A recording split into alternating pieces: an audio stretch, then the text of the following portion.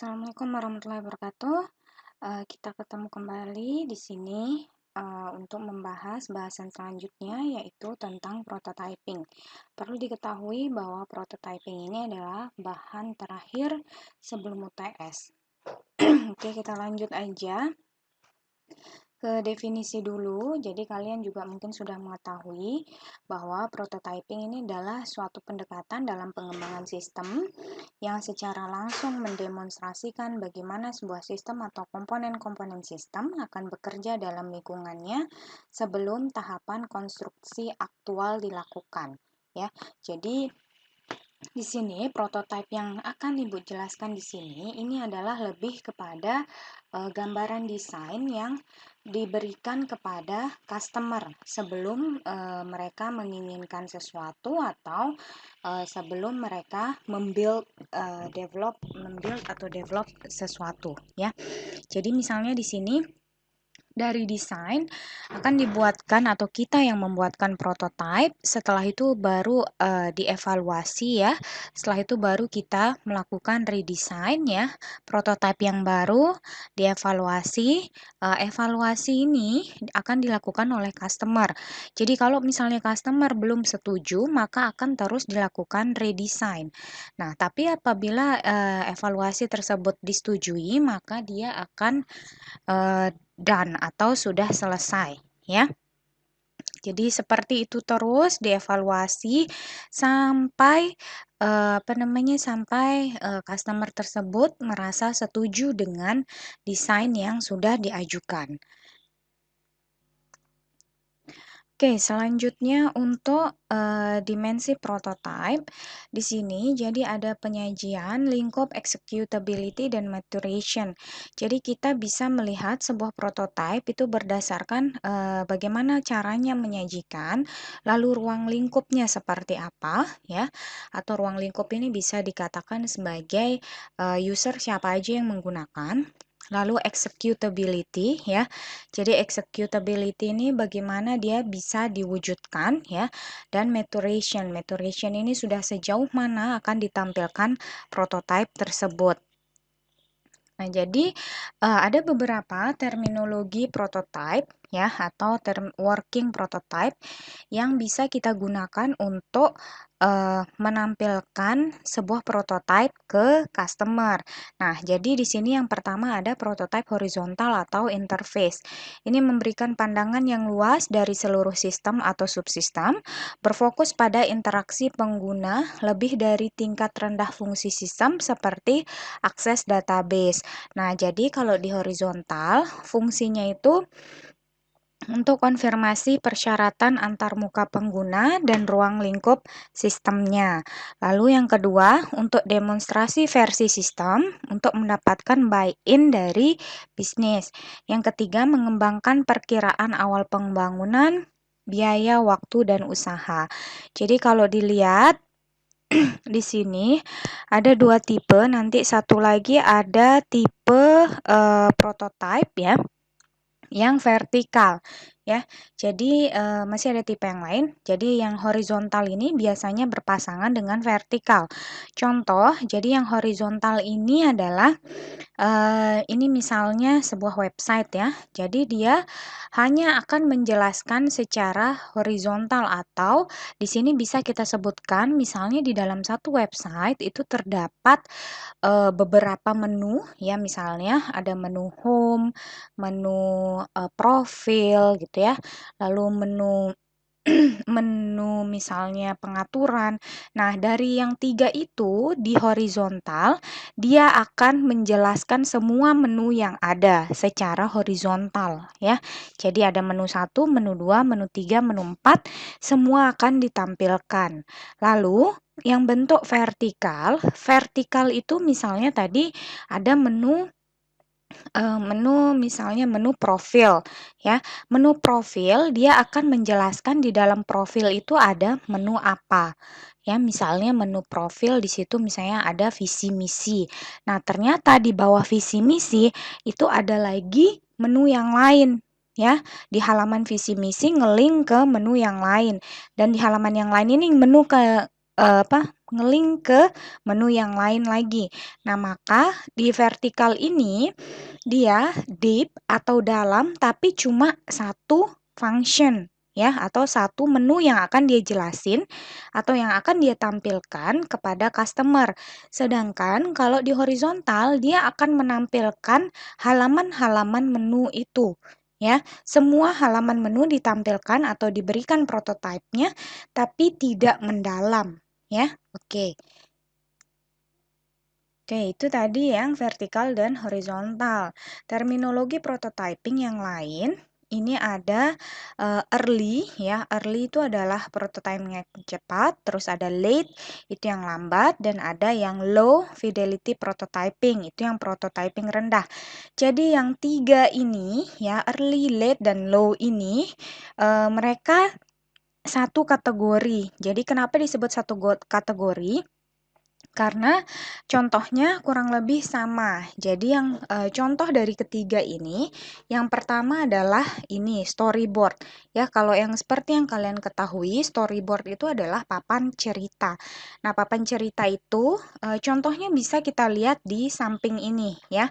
Jadi ada sebuah alur cerita yang diceritakan. Ya, kalau misalnya di dalam menu ya, di dalam menu berarti kita menceritakan alur menu tersebut ya. Jadi tapi ya perlu diperhatikan bahwa storyboard ini digunakan untuk dia menggunakan gambar ya. Jadi maksudnya dia menggunakan coret-coret biasa.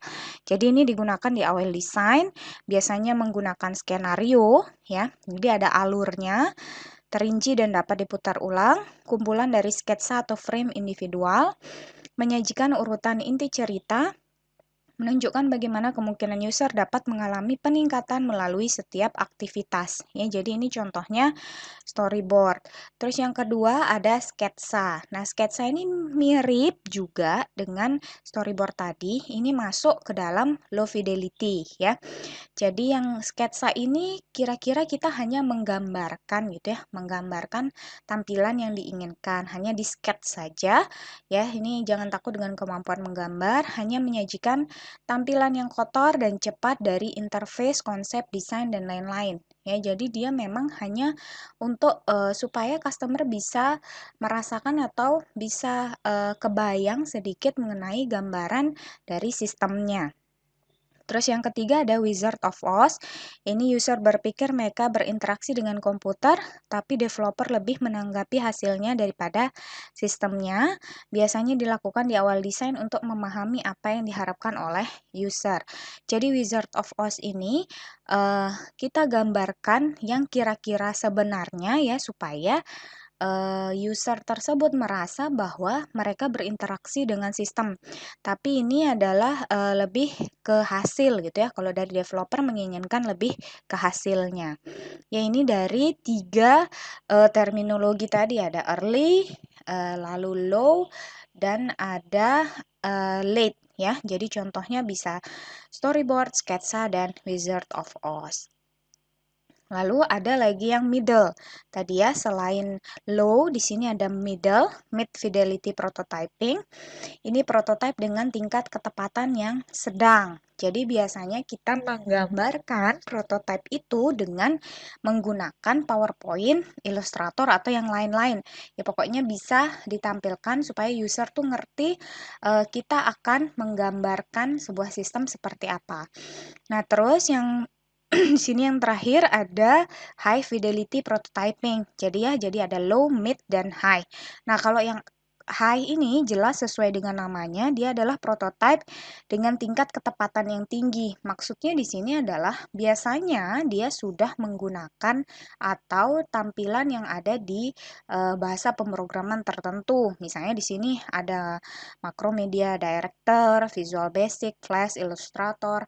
Kalau yang seperti yang kalian bikin berarti dia sudah berbentuk website ya. Jadi kalau misalnya kalian akan menampilkan nanti prototipenya ke ibu berupa website, maka itu sudah termasuk ke dalam high fidelity prototyping. Oke. Selanjutnya ada jenis-jenis prototyping ya, ada prototyping sekali pakai. yaitu dia menulis persyaratan awal, terus melakukan desain, pengguna mengalami atau menggunakan prototipe, atau menentukan persyaratan baru, ulangi jika perlu, tuliskan persyaratan akhir, dan dia bisa mengembangkan produk yang nyata. Ini kalau prototipe sekali pakai. Ada yang evolusioner, ya. Yang evolusioner ini tujuan utamanya adalah membangun prototipe yang sangat kuat dengan cara yang terstruktur dan dapat diperbaiki secara kontinu. Ya, jadi dia tidak hanya sekali pakai. Jadi dia bisa digunakan berkali-kali pakai. Lalu ada tahapan pembuatan prototyping. Oke, tahapan yang pertama adalah identifikasi kandidat prototyping. Jadi biasanya kita akan melakukan identifikasi siapa yang akan kita lakukan prototyping, atau kira-kira akan membuat prototyping di terminologi yang mana. Tadi ya ada horizontal, ada prototype, ada vertikal, ada low, middle, high ya, atau mungkin bahkan early gitu ya. Terus yang kedua, rancang bangun prototipe dengan bantuan software. Ya, terserah, ini tergantung dari tadi terminologi yang dipilih yang mana. Lalu terus melakukan uji prototipe, terus menyiapkan prototipe user system diagram, ya. Ini biasanya lebih ke flow map-nya atau lebih ke site map-nya. Terus yang kelima, kolaborasi dengan pengguna untuk evaluasi dan perubahan jika diperlukan. Terus yang keenam, transformasikan prototipe menjadi sistem yang beroperasi penuh apabila sudah disetujui dengan pengguna atau oleh pengguna tentunya. Oke, keunggulan di sini, keunggulan prototyping yang pertama adalah mengurangi waktu pengembangan, ya, karena sebenarnya prototype ini juga masuk ke dalam rapid itu ya, Rapid Application Development atau RAD kemarin, yaitu mengurangi waktu pengembangan, mengurangi biaya pengembangan, lalu membutuhkan keterlibatan pengguna pastinya ya, jadi harus ada pengguna yang dikasih rancangan prototype tersebut. Terus pengembang menerima umpan balik pengguna secara terukur, memfasilitasi implementasi sistem karena pengguna tahu apa yang dia harapkan, lalu hasil di kepuasan pengguna yang lebih tinggi karena semua keinginan pengguna pasti dituruti ya, lalu potensi peningkatan sistem pada masa depan. Ini dari sisi keunggulan prototype. Nah, kalau dari sisi kelemahan prototipe yang pertama adalah proses analisis dan perancangannya terlalu singkat. Ya, karena bisa jadi tidak mendetail gitu ya analisis yang dilakukan, maka perancangannya terlalu singkat. Lalu mengesampingkan alternatif pemecahan masalah, biasanya kurang fleksibel dalam menghadapi perubahan ya. Prototipe yang dihasilkan tidak selamanya mudah dirubah, dan prototipe terlalu cepat selesai ya. Ini kelemahan dari prototipe. Nah, untuk prototyping tools yang bisa kalian gunakan untuk ditampilkan nanti, itu salah satunya adalah bisa draw atau paint diagram. Ya, kalau draw atau paint diagram, ini contohnya bisa Photoshop, Corel Draw, terus menggambar setiap layar, ya, baik untuk dilihat, dan prototipenya bisa horizontal atau tipis. Untuk yang script atau simulation atau slideshow, kalian kan bisa pakai PowerPoint, Hypercard, director, HTML, terserah ya. Dan untuk yang interface builder, ini tergantung dari builder yang kalian pakai ya. Jadi kalau di Visual Basic, DLP atau UMX ini biasanya dia tinggal interface-nya adalah tinggal drag and drop ya. Jadi tinggal tarik saja biasanya. Tapi tidak menutup kemungkinan kalau kalian misalnya akan menggunakan yang lain, misalnya CMS ya. CMS juga termasuk ke dalam interface builder. Terus tools untuk menampilkan jendela atau kendali dan lain-lain dari interface. Oke. Ini aja penjelasan untuk prototyping. Bahan diskusinya nanti akan dijelaskan ya. Bahan diskusinya nanti akan dijelaskan di pertemuan di kelas. Oke, terima kasih. Itu saja. Assalamualaikum warahmatullahi wabarakatuh. Selamat sore.